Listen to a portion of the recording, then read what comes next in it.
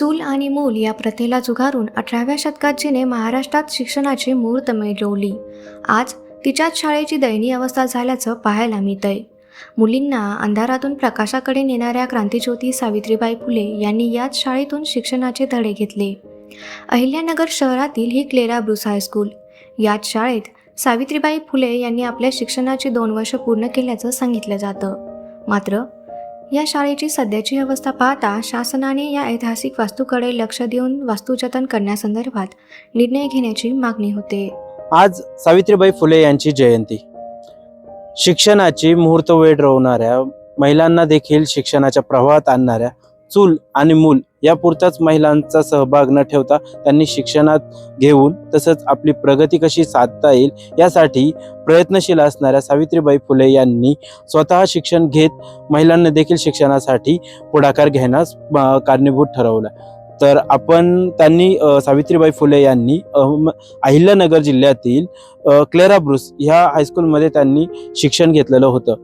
त्या नेमकं कुठं शिक्षण घेतलं, त्यांचे वर्ग खोली कोणती आहेत, त्या कुठं राहिल्यात, हे सर्व पाहण्यासाठी आपण आज आलेलो आहोत नगर शहरातील क्लेरा ब्रूस या शाळेमध्ये. चला तर माझ्यासोबत आपण पाहूयात नेमकं सावित्रीबाई यांनी कुठे शिक्षण घेतलेलं आहे.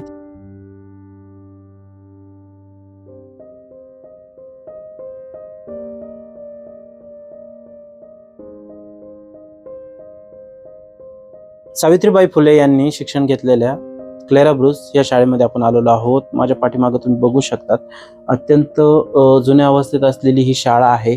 या ठिकाणी त्यांनी शिक्षण घेतलं. तसेच आपण त्या कुठं राहत होत्या, कशा पद्धतीने एकंदरीत त्या शाळा शिकल्या, तसंच ह्या ठिकाणी त्या वास्तव्यास होत्या. आपण बघू शकतात की अत्यंत जुनाट वास्तू ही आहे. 1842 साली त्यांनी या ठिकाणी नगर शहरातील क्लेरा ब्रूस या शाळेमध्ये त्यांनी शिक्षण घेतलं. या ठिकाणी त्या राहिल्या होत्या. तुम्ही बघू शकता, ते आजही इतिहासाची साक्ष देणाऱ्या या वर्गखोल्या आहेत.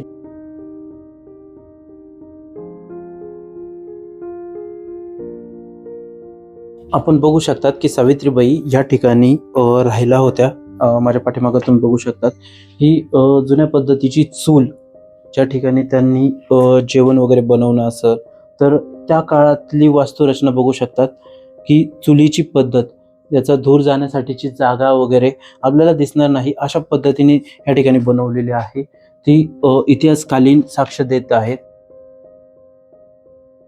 तब्बल 100-150 वर्षाहून अधिक काळ झालेल्या या वास्तूला आपण पाहू शकतो. पाठीमागं मोठमोठ्या भिंती असो किंवा ही चुलीची रचना, धूर जाण्यासाठीची ती जागा, त्यानंतर ह्या ठिकाणीच सावित्रीबाई या ठिकाणी राहिलेल्या होत्या. आपण त्याचबरोबर बघूयात की अनेक इतिहासकालीन वस्तू आजही आहे त्या परिस्थितीमध्ये आहेत.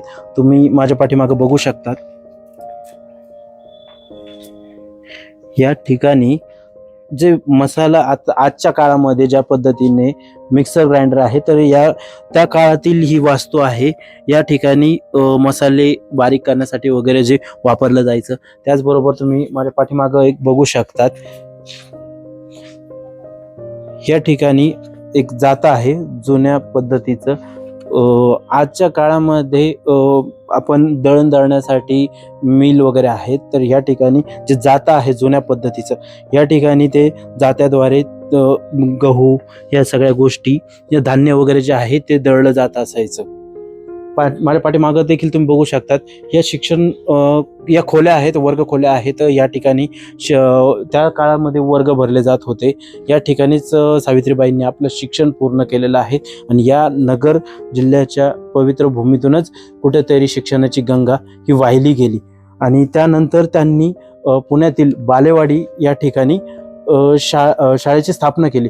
मात्र महिलांना शिक्षण देण्यासाठी, शिक्षणाचा पुढाकार घेण्यासाठी स्वतः आधी शिक्षित झालं पाहिजे अशी धारणा त्यांनी मनात धरली आणि त्यासाठी त्यांनी नगर शहरातील क्लेरा ब्रूस या शाळेमध्ये शिक्षण घेतलं. ह्या जुन्या इतिहास दाखवणाऱ्या आजही वास्तू, आजही त्याच परिस्थिती आहे. मात्र एक खंत व्यक्त केली जात आहे, ती म्हणजे आज इतिहास बदलला आहे, जुन्या इतिहासाला आता पुसला जात आहे. शिक्षण पद्धती बदलल्या गेलेल्या आहेत. ही शिक्षणाची इतिहासाची साक्ष देणारी वास्तू आज कुठेतरी मोडकळीस आलेली आहेत. आज आपण बघू शकतो की अनेक मोठमोठ्या शिक्षण संस्था असो किंवा शाळा असो, यांची मोठमोठी कॉलेजेस आहेत. मात्र शिक्षणाची गंगा ज्या नगर शहरातून सुरुवात झाली, सावित्रीबाई यांनी महिलांसाठी जो पुढाकार घेऊन शिक्षणाचा वसा त्यांना वाटला, त्यांनी जिथं शिक्षण घेतलं, मात्र आज तीच वास्तू आज अक्षरशः मोडकळीस आलेली आहे. आपण सावित्रीबाई फुले यांची ही शाळा बघितली, तसंच त्या कुठे राहिल्या हे देखील बघितल्या.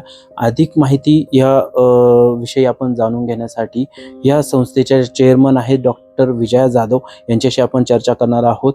एकंदरीत या इतिहासकालीन शाळेची माहिती देखील, तसेच सावित्रीबाईंनी कशा पद्धतीने या ठिकाणी शिक्षण वगैरे घेतलं, या सर्व गोष्टी आणि अनेक काही गोष्टींच्या बाबत आपण त्यांच्याशी संवाद साधणार आहोत. चला तर मग. सावित्रीबाई फुले ह्या मराठी मिशनमध्ये क्लेअरबुस या शाळेमध्ये होत्या.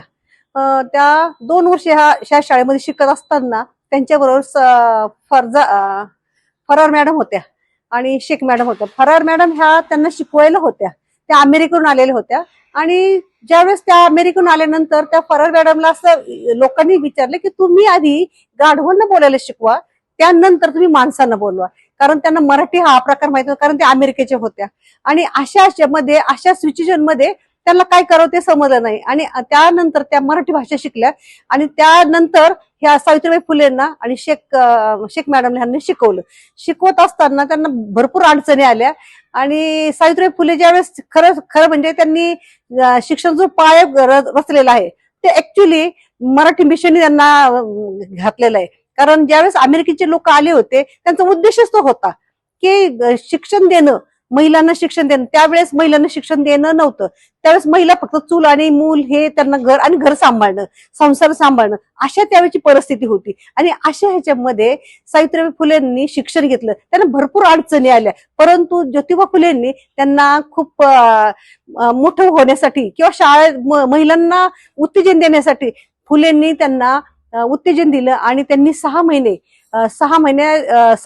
ज्योतिबा फुले थांबले माळवेड्यामध्ये. परंतु सावित्रीबाई फुले ह्या 2 वर्ष आमच्या शाळेमध्ये शिकत होत्या आणि शिक्षण घेऊन त्यांनी नंतर पुण्यामध्ये महिलांसाठी शाळा काढली. परंतु अमेरिकेचा उद्देश जो होता की महिलांना शिक्षण देणं, तर त्यावेळेच्या आमच्या जवळजवळ 125 शाळा नगरमध्ये होत्या आणि त्या झेडपी मध्ये त्यांनी मर्ज केल्या. आणि त्याच्यानंतर जो शिक्षणाचा पाया जो केलेला होता, खरे ऍक्च्युली त्या मराठी मिशन किंवा अमेरिकन मराठी मिशन यांनी तो खरा पाया रचलेला आहे. आणि अशा ह्याच्यामध्ये सावित्रीबाई फुलेंचं खूप मोठं कार्य आहे. त्याच्यानंतर त्यांनी पुण्यामध्ये पहिली शाळा काढली आणि शाळेत त्यांना भरपूर अडचणी आल्या आणि अशा ह्याच्यामध्ये आज ते नावारूपाला आलेले आहेत किंवा आपण याचं वास्तव्य चांगल्या रीतीने ठेवू. पण हे आता पण कुणीच आम्हाला म्हणाले नाही. भरपूर लोक येतात, व्हिजिट देतात, पाहतात. फक्त जानेवारीच्या 3 तारखेला येतात, तेवढं अगदी ते नमन करतात आणि फोटो वगैरे काढतात आणि निघून जातात, परंतु परत येत नाही. शासनाला फक्त एवढंच वाटतं की जागा मिळावी. परंतु मला असं वाटतं की ही मिशनरी ज्यासाठी आलेले आहेत ते मिशनरींनी त्यांचा उद्देश आहे की बाबा मुलींनी शिकावं किंवा शैक्षणिक, धार्मिक, वैद्यकीय असे हे जे आहे त्यासाठी अमेरिकेच्या लोकांनी हे वास्तू त्यांनी ठेवलेली आहे. परंतु ज्यावेळेस आम्ही शासनाला जागा दिली तर ती शासन आम्हाला ती जागा परत देणार नाही किंवा आम्हाला त्यात परत हे करता येणार नाही.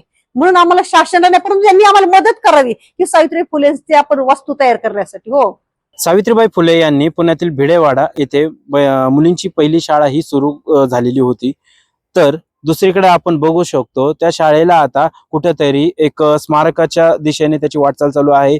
शासनाने पुढाकार घेत त्या मोडकळीस आलेल्या वास्तूकडे लक्ष देत आता त्याची पुनर्रचना वगैरे केली जात आहे. तर दुसरीकडे विरोधाभास म्हणजे सावित्रीबाईंनी ज्या शाळेतून शिक्षणाची गंगा सुरुवात केली, त्यांनी शिक्षण घेण्यास सुरुवात केली, ती वास्तू कुठेतरी अत्यंत मोडकळीस आलेली आहे. शासनाने या वास्तूकडे देखील लक्ष दिलं जावं, कुठेतरी इतिहासाला पुनर्जीवित करण्यासाठी शासनाने देखील पुढाकार घ्यावा अशी मागणी आता होत आहे.